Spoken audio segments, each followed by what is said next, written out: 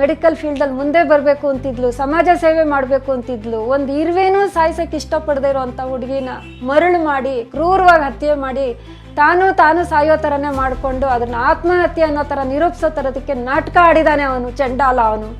ಇದು ಆತ್ಮಹತ್ಯೆ ಅಲ್ಲ, ಕೊಲೆ. ಏನೂ ಮಾಡೋಕ್ಕಾಗಲ್ಲ, ನಂಗೆ ದೊಡ್ಡವ್ರ ಸಹಕಾರ ಇದೆ, ನಮ್ಮದೇ ಸಮಾಜ ಇದೆ ಅಂತ ಹೇಳಿ ಅವಳಿಗೆ ಗೊತ್ತಿಲ್ದಿರ ಅವರ ವೇಷಭೂಷಣಗಳು ಕೂಡ ಅವಳಿಗೆ ಮಾಡಿಸಿದಾನೆ. ಇದು ಪ್ರೀತಿ ಅಂತಾರ? ಇದು ಕಂಪ್ಲೀಟ್ ಲವ್ ಜಿಹಾದ್. ಒಂದು ಹೆಣ್ಣುಡ್ಗೆ ಹೋಯ್ತು ಅಂದ್ರೆ ಆ ಇಡೀ ವಂಶ ಹೋಗುತ್ತೆ. ಅದರಲ್ಲೂ ನನ್ನಂತ ಒಂದು ತಾಯಿ, ಅಸಹಾಯಕ ತಾಯಿ, ಅವಳ ಮೇಲೆ ನಿಂತಿರೋ ತಾಯಿ, ಇನ್ನೆಂತ ಎಷ್ಟು ಜನ ತಾಯಿಗಳು ಈ ತರ ಗೋಳಾಡ್ತಾ ಇರ್ಬೋದು. ಎಷ್ಟು ಜನ ಹೆಣ್ಮಕ್ಳು ಇದು ನಡೀತಾನೆ ಇದೆಯಲ್ಲ, ಇದಕ್ಕೆ ಹೋರಾಟಕ್ಕೆ ಅಂತ್ಯನೇ ಇಲ್ವಾ? ಅಲ್ಲಿಗೆ ಅಂತ ಮಗಳನ್ನ ಕಳ್ಕೊಂಡ ತಾಯಿ ಸತ್ತು ಹೋಗ್ಬಿಡ್ಬೇಕಾ? ಬೇರೆ ಮಕ್ಕಳು ಹೆಣ್ಮಕ್ಳಿಗೆ ಬಲಿ ಆಗ್ತಾನೆ ಇರಬೇಕಾ? ನನ್ನ ಹೆಸರು ಗೀತಾ ಅಂತ ಹೇಳಿ. ಈಗ ನಿನ್ನೆ ಹತ್ಯೆ ಕೊಲೆ ಆಗಿರೋ ಸಾಯಿ ಸುರಭಿ ತಾಯಿ, ದುರಾದೃಷ್ಟವಂತ ತಾಯಿ ನಾನು. ನನ್ನ ಮಗಳು ತುಂಬ ಚೆನ್ನಾಗಿದ್ಲು, ಒಳ್ಳೆ ಎಜುಕೇಟೆಡ್ಡು, ಮಾನಸಿಕವಾಗಿ ಚೆನ್ನಾಗಿದ್ದಂಥ ಹುಡುಗಿನ ಈ ಒಬ್ಬ ಮುಸ್ಲಿಂ ಹುಡುಗ ಸಂಜೀತ್ ಅಲಿ ಅನ್ನೋನು ಎಷ್ಟೋ ವರ್ಷಗಳಿಂದ ಹೇಗೆ ಪರಿಚಯ ಆದ್ನೋ ಏನೂ ಗೊತ್ತಿಲ್ಲ ನನಗೆ.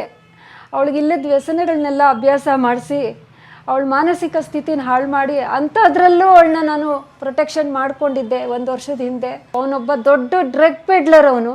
ಇವನು ಮೊದಲನೇ ಕೇಸಲ್ಲ, ಇದು ಸುಮಾರು ಕೇಸ್ ಮಾಡಿದ್ದಾನೆ. ನನ್ನ ಮಗಳಂಥವ್ರನ್ನ, ಚೆನ್ನಾಗಿರೋಂಥ ವಿದ್ಯಾವಂತ ಹುಡುಗಿರನ್ನ, ಸಿಂಗಲ್ ಪೇರೆಂಟ್ ಹುಡುಗಿರನ್ನೇ ಹುಡ್ಕೊಂಡು ಮಾಡಿದ್ದಾನೆ. ನನ್ನ ಮಗಳನ್ನ ಟಾರ್ಗೆಟ್ ಮಾಡಿದ್ದಾನೆ, ಬಲಾತ್ಕಾರವಾಗಿ ಅವಳಿಗೆ ಹಿಂಸೆ ಕೊಟ್ಟಿದ್ದಾನೆ. ಅವಳನ್ನ ಮನೆಯಲ್ಲಿ ಏನು ಹೇಳ್ದೇ ಇರೋ ಥರ ಬ್ಲ್ಯಾಕ್ ಮ್ಯಾಜಿಕ್ ಥರ ಮಾಡಿದ್ದಾನೆ. ಅವಳನ್ನ ಹೆದರಿಸಿಟ್ಕೊಂಡಿದ್ದಾನೆ. ಸುಮ್ಮನೆ ಪ್ರೀತಿ ಪ್ರೇಮ ಅಂತ ಹುಟ್ಟಿಸಿದ್ದಾನೆ. ಅಂಥವನ್ನ ಪ್ರೀತಿ ಪ್ರೇಮ ಮಾಡೋ ಅಂಥ ಸ್ಟೇಟಸ್ ಹುಡುಗಿ ಅಲ್ಲ ಅವಳು. ನನ್ನ ಮಗಳು ತುಂಬ ಸಂಸ್ಕಾರವಂತಳು, ಚೆನ್ನಾಗಿ ಬೆಳೆದಿದ್ದಂಥವಳು, ತಾಯಿ ಕಷ್ಟ ಅರ್ಥ ಮಾಡ್ಕೊಂಡಂಥವಳು, ಚಿಕ್ಕ ಮಗುನ ಎತ್ಕೊಂಬಂದು ಬಡತನದಲ್ಲಿ ಬೆಳೆದಂಥವಳು. ಇವತ್ತಿನ ದಿವಸ ಅವಳು ಡಾಕ್ಟ್ರೇಟ್ ಕೊಟ್ಟು ಈಚೆ ಬರೋ ಹೊತ್ತಿಗೆ ಅವಳನ್ನ ಹೊಂಚಾಕಿ ಕರ್ಕೊಂಡು ಹೋಗಿದ್ದಾನೆ. ಹಿಂದೆ ಹೋದ ವರ್ಷ ಈ ದಿನದಲ್ಲೇ ಹೆಚ್ಚು ಕಡಿಮೆ ಸೆಪ್ಟೆಂಬರ್ ತಿಂಗಳಲ್ಲಿ ಯಾವುದೋ ಒಂದು ಮುಸ್ಲಿಂ ಹಬ್ಬದಲ್ಲೂ ಹೀಗೆ ಕರ್ಕೊಂಡೋಗಿ ಅವಳನ್ನ ಹಿಂಸೆ ಕೊಟ್ಟು ಹೊಡೆದು ಬಡಿದು ಎಲ್ಲ ಮಾಡಿ, ಆವಾಗ ನಮ್ಮ ಏರಿಯಾ ಬಸವನಗುಡಿ ಕಾರ್ಪೊರೇಟ್ರು ರಮೇಶ್ ಅವರು, ನಿತಿನ್ ಅರಸ್ ಅವರು, ಮತ್ತು ತೇಜಸ್ ಗೌಡ ಅವರು, ಪೊಲೀಸ್ ಇಲಾಖೆಯವರೆಲ್ಲ, ಕರ್ನಾಟಕ ಪೊಲೀಸ್ ಇಲಾಖೆಯವರೆಲ್ಲ ಸಹಕಾರ ಕೊಟ್ಟು ಅವಳನ್ನ ಹೇಗೋ ಬಿಡುಗಡೆ ಮಾಡಿಸ್ಕೊಂಡು ಕರ್ಕೊಂಬಂದರು. ಆ ಕೋಪ ಇಟ್ಕೊಂಡಿದ್ದು ಪುನಃ ಅವಳು ಡಿಪ್ರೆಷನ್ ಥರ ಆದ್ಲು. ಅವಳನ್ನ ಸೇಫ್ ಗಾರ್ಡ್ ಮಾಡೋಕ್ಕೋಸ್ಕರ ನಾನು ಬೇರೆ ಒಂದು ಜಾಗದಲ್ಲಿ ಇಟ್ಟಿದ್ದೆ. ಅಲ್ಲೂ ಎಲ್ಲ ಎನ್ಕ್ವೈರಿ ಮಾಡಿದ್ದಾನೆ. ಅವಳು ಇಲ್ದೇ ಇರೋ ಆಬ್ಸೆನ್ಸಲ್ಲಿ ನನಗೆಲ್ಲ ಥ್ರೆಟನ್ ಕಾಲುಗಳು ಮಾಡಿಸಿದ್ದಾನೆ. ಮನೆ ಹತ್ರ ಎಲ್ಲ ಬಂದು ಹೋಗಿದ್ದಾನೆ. ಕೇರಳ ಮೌಲಿಗಳು ಯಾರ್ಯಾರೋ ಕೈಯಲ್ಲಿ ಫೋನ್ ಮಾಡಿಸಿದ್ದಾನೆ. ನನಗೆ ದೊಡ್ಡ ರಾಜಕೀಯ ಸಪೋರ್ಟ್ ಇದೆ, ಏನು ಮಾಡ್ತೀಯ ನೀನು ಅನ್ನೋ ಥರ ಹೆದರಿಸಿ ಫೋನುಗಳು ಮಾಡಿದ್ದಾನೆ. ಅಂದರೆ ಏನು ರಕ್ಷಣೆ ಇಲ್ವಾ ನನಗೆ? ನನ್ನ ಮಗಳಿಗೆ ಬದುಕಕ್ಕೆ ಅವಕಾಶ ಇಲ್ವಾ? ಎಷ್ಟು ಜನ ಹೆಣ್ಮಕ್ಳು ಇದು ನಡೀತಾನೆ ಇದೆಯಲ್ಲ, ಇದಕ್ಕೆ ಹೋರಾಟಕ್ಕೆ ಅಂತ್ಯನೇ ಇಲ್ವಾ? ಅಲ್ಲಿಗೆ ಅಂಥ ಮಗಳನ್ನ ಕಳ್ಕೊಂಡ ತಾಯಿ ಸತ್ತು ಹೋಗ್ಬಿಡ್ಬೇಕಾ? ಬೇರೆ ಮಕ್ಕಳು ಹೆಣ್ಮಕ್ಳಿಗೆ ಬಲಿ ಆಗ್ತಾನೆ ಇರಬೇಕಾ? ಇದಕ್ಕೆ ಯಾರು ಆನ್ಸರ್ ಕೊಡಬೇಕಾಗಿರೋ? ನಮ್ಮ ರಾಜ್ಯ ಆಳೋ ಸರ್ಕಾರ ಮಾಡಬೇಕಲ್ವಾ? ಸರ್ಕಾರನೇ ನಮಗೆ ರಕ್ಷಣೆ ಕೊಡಬೇಕಲ್ವಾ? ಈಗ ರಕ್ಷಣೆ ಕೊಡೋರೇ ಸುಮ್ಮನೆ ಇದ್ಬಿಟ್ರೆ ಹೇಗಾಗತ್ತೆ? ರಕ್ಷಣೆ ಕೊಡೋಕ್ಕಾಗೋರಿಗೆ ಅಧಿಕಾರ ಇಲ್ಲ. ಅಧಿಕಾರ ಇರೋರು ರಕ್ಷಣೆ ಕೊಡಬೇಕಲ್ವಾ? ಇದಕ್ಕೆ ಅಧಿಕಾರ ಇರೋರು ರಕ್ಷಣೆ ಕೊಡೋರ್ಗೂ ಸಹಕಾರ ಮಾಡಿ ಏನಾದರೂ ಒಂದು ಮಾಡಿಸ್ಬೇಕಲ್ವ? ನನ್ನ ಮಗಳು ಮುಗ್ದೋದ್ಲು, ಘೋರ ಹತ್ಯೆ ಮಾಡಿದ್ದಾನೆ. ಚೆನ್ನಾಗಿದ್ದವಳನ್ನ, ಅವಳಿಗೆ ಆಗಲೇ ಡಾಕ್ಟ್ರೇಟ್ ಕೊಟ್ಟಿತ್ತು, ಅದ್ದೂರಿಯಾಗಿ ಅವಳು ಒಂದು ಮೆಡಿಕಲ್ ಫೀಲ್ಡಲ್ಲಿ ಮುಂದೆ ಬರಬೇಕು ಅಂತಿದ್ಲು, ಸಮಾಜ ಸೇವೆ ಮಾಡಬೇಕು ಅಂತಿದ್ಲು. ಒಂದು ಇರುವೇನೂ ಸಾಯಿಸೋಕ್ಕೆ ಇಷ್ಟಪಡದೇ ಇರೋವಂಥ ಹುಡುಗಿನ ಮರಳು ಮಾಡಿ ತಾಯಿ ಮೇಲೆ ವ್ಯಾಮೋಹ, ಅವನು ಮಾಡಿರೋ ಅಭ್ಯಾಸಗಳ ಮೇಲೆ ವ್ಯಾಮೋಹ, ಯಾವುದನ್ನು ಬಿಡಲಾರ್ದೆ ಬಲಾತ್ಕಾರವಾಗಿ ಕರ್ಕೊಂಡೋಗಿ ಕೆಲಸ ಮಾಡ್ತಾ ಇರೋ ಜಾಗದಿಂದನೇ ಕರ್ಕೊಂಡು ಹೋಗಿ ಕ್ರೂರವಾಗಿ ಹತ್ಯೆ ಮಾಡಿ ತಾನು ಸಾಯೋ ಥರನೇ ಮಾಡಿಕೊಂಡು ಅದನ್ನು ಆತ್ಮಹತ್ಯೆ ಅನ್ನೋ ಥರ ನಿರೂಪಿಸೋ ಥರದಕ್ಕೆ ನಾಟಕ ಆಡಿದಾನೆ ಅವನು, ಚಂಡಾಲ ಅವನು. ಇದು ಆತ್ಮಹತ್ಯೆ ಅಲ್ಲ, ಕೊಲೆ ಆಗೋವಂಥ ಹುಡುಗಿ, ಆತ್ಮಹತ್ಯೆ ಮಾಡ್ಕೊಳ್ಳೋವಂಥ ಹುಡುಗಿ ನನ್ನ ಮಗಳು ಖಂಡಿತ ಅಲ್ಲ. ಅವಳು ಯಾರನ್ನ ಆತ್ಮಹತ್ಯೆ ಮಾತಾಡೋವಾಗ ಅವ್ರ ಬಗ್ಗೆ ತುಂಬ ಮಾತಾಡೋಳು. ಅವಳು ಧೈರ್ಯವಂತ ಹುಡುಗಿ ಅವಳು. ಅಂಥ ಹುಡುಗಿನ ಹೀಗೆ ಮಾಡಿಟ್ಟಿದ್ದಾನೆ. ನನಗೆ ತುಂಬ ನೋವಾಗಿದೆ.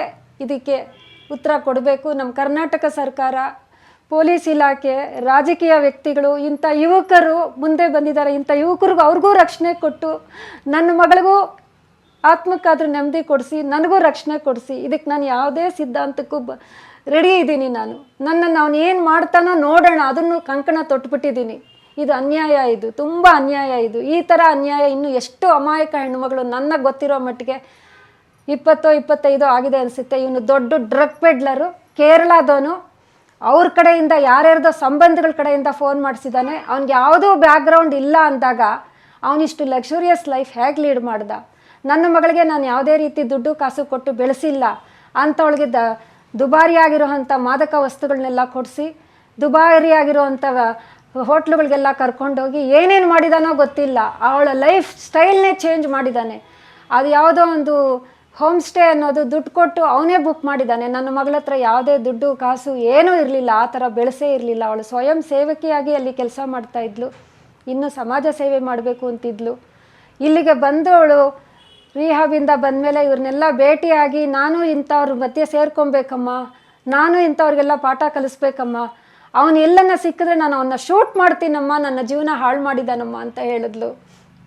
ಮದುವೆ ವಿಷಯ ಬಂದಾಗ ಅವಳಿಗೆ ಇನ್ನೂ ಮದುವೆ ಇಷ್ಟ ಇಲ್ಲ ಅಂದ್ರೂ, ಅಮ್ಮ ನಾನು ರಕ್ಷಣೆಯಾಗಿರಬೇಕು ಅಂದರೆ ಪದೇ ಪದೇ ಅವನು ನಿನ್ನನ್ನು ಸಾಯಿಸ್ತೀನಿ ಅಂತಾನೆ, ನಾನು ಇನ್ನೂ ನಿನಗೆ ಕೆಲವು ವಿಷಯಗಳು ಹೇಳೋಕ್ಕಾಗೋದಿಲ್ಲ ಅಮ್ಮ, ಹಾಗಾಗಿ ನನ್ನನ್ನು ದೂರ ಎಲ್ಲಾದರೂ ಫಾರಿನ್ ಕಡೆ ಕಳಿಸ್ಬಿಡು ಗೊತ್ತಾಗ್ದಿರಾ ಅಂತ ಕೂಡ ದುಃಖ, ಇಷ್ಟ ಇಲ್ಲ ಅಂದರೂ ದುಃಖ ಪಟ್ಕೊಂಡು ಆ ಸ್ಥಿತಿಗೂ ಬಂದ್ಬಿಟ್ಟಿದ್ಲು. ಅವಳು ಇನ್ನೂ ತುಂಬ ಪ್ರಬುದ್ಧ ಮಾನವಕ್ಕೆ ಬರಬೇಕಾಗಿತ್ತು. ಅವಳ ಮೇಲೆ ನನ್ನ ಜೀವನ ನಿಂತಿತ್ತು. ಈಗ ನನ್ನ ಜೀವನನೇ ಬುಡುಪೇಲಾಗೋಗಿದೆ. ಆದರೆ ನಾನು ಬದುಕಬೇಕು. ಯಾಕೆ ಅಂದರೆ ಇನ್ಯಾವ ಹೆಣ್ಣುಮಕ್ಳಿಗೂ ಇಂಥ ದಾರುಣ ಸ್ಥಿತಿ ಬರೋದು ಬೇಡ. ಹೆಣ್ಣುಮಕ್ಕಳು ಹೊರಟೋಗ್ಬಿಡ್ತಾರೆ, ಯಾಕೆ ಅಂದರೆ ಅವ್ರಿಗಿಂತ ಆಮಿಷ ತೋರಿಸ್ತಾರೆ, ಗೊತ್ತಾಗದೇ ಇರೋ ಅಮಾಯಕ ಹೆಣ್ಮಕ್ಳು. ಆದರೆ ಆ ತಂದೆ ತಾಯಿ ನಿರಂತರವಾಗಿ ಹುಚ್ಚರಾಗ್ತಾರೆ ಅಥವಾ ಸತ್ತು ಹೋಗ್ತಾರೆ. ಇದನ್ನು ನಮ್ಮ ಇದರಲ್ಲಿ ನಡಿಬೇಕಾ ಈ ಸಮಾಜದಲ್ಲಿ? ಇದಕ್ಕೆ ಕೊನೆ ಇಲ್ವಾ?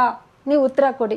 ಅವನು ಕೇವಲ ಒಬ್ಬ ಕ್ಯಾಬ್ ಡ್ರೈವರು, ಏನೋ ಒಯ್ದಿದ್ದೀನಿ ಮಾಡಿದ್ದೀನಿ ಅಂತೆಲ್ಲ ಹೇಳಿಕೊಂಡು ತಾತ್ಕಾಲಿಕವಾಗಿ ಯಾವುದೇದೋ ಕಾರುಗಳಿಟ್ಕೊಂಡು ಓಡಾಡಿಕೊಂಡು ಮನೆಯಲ್ಲಿ ಇವಳ ವೀಕ್ನೆಸ್ ಏನು ಅಂತ ತಿಳ್ಕೊಂಡು, ನನ್ನ ಮಗಳಿಗೆ ಸ್ವಲ್ಪ ನಾಯಿ ಪ್ರಾಣಿಗಳು ಅಂದರೆ ತುಂಬ ಆಸೆ ಇರೋದ್ರಿಂದ ಅದನ್ನು ದೊಡ್ಡ ದೊಡ್ಡ ಲ್ಯಾವಿಶಸ್ ಶ್ರೀಮಂತರು ಇಟ್ಕೊಳ್ಳೋವಂಥ ನಾಯಿಗಳನ್ನೆಲ್ಲ ಇಟ್ಕೊಂಡು ಇವಳನ್ನ ಅದೆಲ್ಲ ಆಮಿಷ ತೋರಿಸಿ ಎಲ್ಲೆಲ್ಲೋ ಕರ್ಕೊಂಡೋಗಿ ಕೇರಳದಲ್ಲೆಲ್ಲ ಇದು ಮಾಡಿ ಅವಳಿಗೇನೋ ಒಂದು ಬ್ಲ್ಯಾಕ್ ಮ್ಯಾಜಿಕ್ ಥರ ಮಾಡಿ, ನಾನು ಕೇವಲ ಕೇರಳದಲ್ಲಿ ನಡೀತಾ ಇದೆ ಅಂದ್ಕೊಂಡ್ರೆ ನಮ್ಮ ಬೆಂಗಳೂರಲ್ಲೂ ಬಂದು ಮಾಡಿದ್ದಾನೆ, ಬೇಕಾದಷ್ಟು ಮಾಡಿದ್ದಾನೆ. ಆಮೇಲೆ ಎಲ್ಲರ ಹತ್ರ ಹೇಳ್ಕೊಂಡಿದ್ದಾನೆ, ಏನೂ ಮಾಡೋಕ್ಕಾಗಲ್ಲ, ನಂಗೆ ದೊಡ್ಡ ದೊಡ್ಡವ್ರ ಸಹಕಾರ ಇದೆ, ನಮ್ಮದೇ ಸಮಾಜ ಇದೆ ಹಾಗಂತ ಅಂತ ಹೇಳಿ ಅವಳಿಗೆ ಗೊತ್ತಿಲ್ದಿರ ಅವರ ವೇಷಭೂಷಣಗಳು ಕೂಡ ಅವಳಿಗೆ ಮಾಡಿಸಿದ್ದಾನೆ. ಅದು ನನ್ನ ನೋಟಿಸಿಗೆ ಬಂದಿದೆ, ಗೊತ್ತಾಗಿದೆ ನನಗೆ.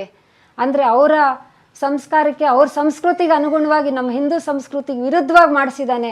ವೇಷಭೂಷಣಗಳೆಲ್ಲ ಮಾಡಿಸಿದ್ದಾನೆ, ಬಲಾತ್ಕಾರ ಮಾಡಿದ್ದಾನೆ, ಮಾನಸಿಕವಾಗಿ ಅವಳನ್ನ ಕುಗ್ಗಿಸಿದ್ದಾನೆ, ಒಂದು ರೀತಿ ಹೆದರಿಸಿದ್ದಾನೆ, ಇನ್ನೊಂದು ಕಡೆ ಆಮಿಷ ತೋರಿಸಿದ್ದಾನೆ. ಇದಕ್ಕೆ ಉತ್ತರ ಇಲ್ವಾ? ಇದಕ್ಕೆ ಇಷ್ಟೆಲ್ಲ ಅವನು ಲ್ಯಾವಿಶಾಗಿ ಜೀವನ ಮಾಡಬೇಕಾದ್ರೆ ಕುಮಾರಸ್ವಾಮಿ ಲೇಔಟ್ ಸ್ಟೇಷನ್ನಲ್ಲಿ ಅವನ ಬಗ್ಗೆ ಈಗಾಗಲೇ ಸಾಯಿ ಸುರಭಿನೇ ಹಿಂದೆ ಅಟ್ಯಾಕ್ ಆದಾಗ ಕೊಟ್ಟಿರೋ ಒಂದು ಕಂಪ್ಲೇಂಟ್ನ ಇದ್ದು ಅವನು ಒಳಗಡೆ ಡ್ರಗ್ ಕೇಸಲ್ಲಿ ಈ ಕೇಸಲ್ಲಿ ಒಳಗಡೆ ಹೋಗಿದ್ರು ಕೇವಲ ಕೆಲವೇ ದಿನಗಳಲ್ಲಿ ಹೊರಗಡೆ ಬಂದು ಮತ್ತೆ ಈ ಥರ ಎಲ್ಲ ಮಾಡ್ತಾ ಇದ್ದಾನೆ ಅಂತಂದರೆ ಯಾರ ಕೈವಾಡ ಇದ್ರ ಹಿಂದೆ ಇರ್ಬೋದು? ಆ ವ್ಯಕ್ತಿಗಳು ಯಾರು? ಇದಕ್ಕೆ ಸಂಪೂರ್ಣ ತನಿಖೆ ಆಗಬೇಕಾಗಿದೆ, ಸರ್ಕಾರ ತಗೊಳ್ಬೇಕಾಗಿದೆ. ಇದಕ್ಕೆ ಸರ್ಕಾರ ಕೇವಲ ಬರೀ ಜನಗಳ ಹಿತ ಅಂತಲ್ಲ, ಇಂಥ ದಾರುಣವಾಗಿ ಹೋಗ್ತಾ ಇರೋ ಜನಗಳ ಬಗ್ಗೆ ತಗೊಳ್ಬೇಕಾಗಿದೆ. ಹೆಣ್ಣುಮಕ್ಕಳನ್ನ ಉಳಿಸ್ಬೇಕಾಗಿದೆ. ಹೆಣ್ಣುಮಕ್ಕಳು ನಾಶ ಆಗ್ತಾ ಇದ್ದರೆ ಆ ಸರ್ಕಾರ ಎಲ್ಲಿ ಸಂತೋಷವಾಗಿರೋಕ್ಕಾಗುತ್ತೆ? ಮುಂದೆ ಬರೋಕ್ಕಾಗತ್ತೆ? ಒಂದು ಹೆಣ್ಣುಡುಗಿ ಹೋಯಿತು ಅಂದರೆ ಆ ಇಡೀ ವಂಶ ಹೋಗುತ್ತೆ, ಆ ಇಡೀ ವಂಶ. ಅದರಲ್ಲೂ ನನ್ನಂಥ ಒಂದು ತಾಯಿ, ಅಸಹಾಯಕ ತಾಯಿ, ಆರೋಗ್ಯ ಸರಿ ಇಲ್ಲದೆ ಇರೋ ತಾಯಿ, ವಯಸ್ಸಾಗಿರೋ ತಾಯಿ, ಅವಳ ಮೇಲೆ ನಿಂತಿರೋ ತಾಯಿ, ಇನ್ನೆಂಥ ಎಷ್ಟು ಜನ ತಾಯಿಗಳು ಈ ಥರ ಗೋಳಾಡ್ತಾ ಇರ್ಬೋದು. ನನ್ನ ಕೊನೆ ಆಸೆ ಏನು ಅಂದರೆ ಸಮಗ್ರವಾಗಿ ತನಿಖೆ ಆಗಬೇಕು. ನನಗೆ ಹಾಗೂ ಕೇಳ್ಪಡ್ತಾ ಇದೆ, ಇದನ್ನೆಲ್ಲ ಇನ್ನೂ ಏನೇನು ಮಾಡಿ ಈ ಕೇಸನ್ನ ತಿರುವು ಪಡೀತೀವೋ ಗೊತ್ತಿಲ್ಲ. ಯಾಕೆಂದರೆ ನನಗೆ ನ್ಯಾಯ ಸಿಗಬೇಕು ಸಂಪೂರ್ಣ. ಇದಕ್ಕೆ ಯಾರನ್ನಾದರೂ ಏರ್ಪಾಟ್ ಮಾಡಿ ತನಿಖೆ ಆಗಬೇಕು. ಇದಕ್ಕೆ ಯಾರದೋ ಸಹಕಾರ ಇದೆ ಅಂತ ನನಗೆ ತುಂಬ ಅನುಮಾನ ಬರ್ತಾ ಇದೆ. ಇಲ್ಲಾಂದರೆ ಕೇವಲ ಒಬ್ಬ ಏನೂ ಬ್ಯಾಕ್ಗ್ರೌಂಡ್ ಇಲ್ಲದೆ ಇರೋ ಹುಡುಗ ಲ್ಯಾವಿಶಾಗಿ ಜೀವನ ಮಾಡಿಕೊಂಡು ಡೆಬಿಟ್ ಕಾರ್ಡುಗಳು ಇಟ್ಕೊಂಡು ಕಾರ್ಡುಗಳಲ್ಲಿ ವ್ಯವಹಾರ ಮಾಡಿಕೊಂಡು ದುಡ್ಡು ಕಾಸು ಕೊಡದೇ ಇರೋವಂಥ ತಾಯಿ ಮಗಳನ್ನ ಕರ್ಕೊಂಡು ಹೋಗಿ ಅವಳಿಗೆ ಲಕ್ಸುರಿಯಸ್ ಮಾಡಿ ಮಾದಕ ದ್ರವ್ಯಗಳನ್ನೆಲ್ಲ ಕೊಡಿಸಿ ಇದೆಲ್ಲ ಮಾಡಿದ್ದಾನೆ ಅಂತಂದರೆ ಅವನ ಉದ್ದೇಶ ಏನು? ಇದು ಪ್ರೀತಿ ಅಂತಾರ? ಇದು ಕಂಪ್ಲೀಟ್ ಲವ್ ಜಿಹಾದ್. ನನ್ನ ಮಗಳನ್ನ ಟಾರ್ಗೆಟ್ ಮಾಡ್ಕೊಂಡಿದ್ದಾನೆ ಅವನು. ಇನ್ನು ಅವನ ಬಗ್ಗೆ ನನಗೆ ಗೊತ್ತಿರೋ ಮಟ್ಟಿಗೆ ಇನ್ನು ಎಷ್ಟೋ ಜನ ಹೆಣ್ಮಕ್ಳನ್ನ ಹಾಳು ಮಾಡಿದ್ದಾನೆ ಅವನು. ಆದರೆ ಯಾವುದು ಸಮಾಜಕ್ಕೆ ಇದು ಈಚೆಗೆ ಬರ್ತಾ ಇಲ್ಲ. ಸಮಾಜಕ್ಕೆ ಈಚೆ ತರಬೇಕು. ಇದು ಕೇವಲ ನಾನು ಕೇರಳದಲ್ಲಿ ನಡೀತಾ ಇದೆ ಬ್ಲ್ಯಾಕ್ ಮ್ಯಾಜಿಕ್ಕು, ಹೆಣ್ಮಕ್ಳನ್ನ ತೊಗೊಂಡು ಹೋಗೋದು ಅಂದ್ಕೊಳ್ತಾ ಇದ್ದೆ. ಆದರೆ ಇದು ಬೆಂಗಳೂರುವರೆಗೂ ಬಂದಿದೆ. ಬೆಂಗಳೂರಲ್ಲಿ ಮೇನ್ ಸಿಟಿ ಬಸವನಗುಡಿಗೂ ಬಂದಿದೆ ಅಂದರೆ ಇದು ದುರಾದೃಷ್ಟ. ಇದು ಇನ್ಯಾವ ಹೆಣ್ಣುಮಕ್ಳಿಗೂ ಈ ಥರ ಆಗಬಾರ್ದು. ಆಗಿದ್ದೆ ಆದರೆ ಇದು ಮುಂದೆ ತುಂಬ ಎಲ್ಲಿಗೋ ಕ್ರಾಂತಿ ಆಗಬೇಕಾಗತ್ತೆ. ಒಂದು ಜೀವ ಹೋಗಿದೆ ಅಂತಂದರೆ ಎಲ್ಲರೂ ಸುಮ್ಮನೆ ಆಗ್ಬಿಡೋದಲ್ಲ ಇದು. ಆದರೆ ಆ ಜೀವದ ಹಿಂದೆ 10 ಜೀವಗಳಿದೆ ಅನ್ನೋದು ಸರ್ಕಾರ ಗಮನಕ್ಕೆ ತಗೊಳ್ಬೇಕು. ಇದಕ್ಕೆ ಎಲ್ಲರೂ ಅವರ ವೈಯಕ್ತಿಕ ದ್ವೇಷ ಅಸೂಯೆಗಳನ್ನ ಬಿಟ್ಟು ಸಮಗ್ರವಾಗಿ ಎಲ್ಲರೂ ಒಟ್ಟುಗೂಡಿಸಿ ಕೈಗೂಡಿಸಿ ಇದಕ್ಕೇನಾದರೂ ನ್ಯಾಯ ಒದಗಿಸ್ಕೊಡ್ಬೇಕು. ನಾನು ಕೊನೆಯದಾಗಿ ಒಬ್ಬಂಟಿಯಾಗಿ ಹೋರಾಡಕ್ಕೆ ರೆಡಿ ಇದ್ದೀನಿ. ಯಾವ ಥರ ಅಂದರೆ ನಂಬಿಕೆ ಇಟ್ಕೊಂಡು ನಮ್ಮ ಸಂವಿಧಾನ, ನಮ್ಮ ಸರ್ಕಾರ ಎಲ್ಲರ ಮೇಲೂ ನಂಬಿಕೆ ಇಟ್ಕೊಂಡು ಇದ್ರ ಬಗ್ಗೆ ಒಳ್ಳೆ ಸಹೃದಯತೆ ಇರೋ ಗಂಡು ಹುಡುಗರು ಅಥವಾ ನನ್ನಿಂದ ನಂತರ ಆಗಿರೋ ನೊಂದಿರೋ ತಾಯಿಗಳು ಅಥವಾ ಇನ್ನೂ ಹೆಣ್ಣುಮಕ್ಳು ಶೋಷಣೆಗೆ ಒಳಗಾಗಿ ಆಗ್ತಾ ಇರೋರು ಎಲ್ಲರೂ ನನ್ನ ಕೈ ಜೋಡಿಸ್ಬೇಕು ಅಂತ ಕೊನೆಯವರೆಗೂ ನಾನು ಇದಕ್ಕೆ ಹೋರಾಡ್ತೀನಿ. ದೇವ್ರ ಮೇಲೆ ನಂಬಿಕೆ ಕಳ್ಕೊಂಡಿದ್ರು ನಾನು ಈಗ ದೇವ್ರ ಮೇಲೆ ನಂಬಿಕೆ ಇಟ್ಕೊಂಡು ಈ ಮಟ್ಟಕ್ಕೆ ಆಯ್ತಲ್ಲ, ನನ್ನನ್ನು ಹೋರಾಡೋದಕ್ಕೆ ಅವಕಾಶ ಕೊಟ್ಟಿದ್ದಾನಲ್ಲ ದೇವರು, ಅದನ್ನು ನಾನು ಉಳಿಸ್ಕೊಬೇಕು, ಉಳಿಸ್ಕೊಳ್ತೀನಿ.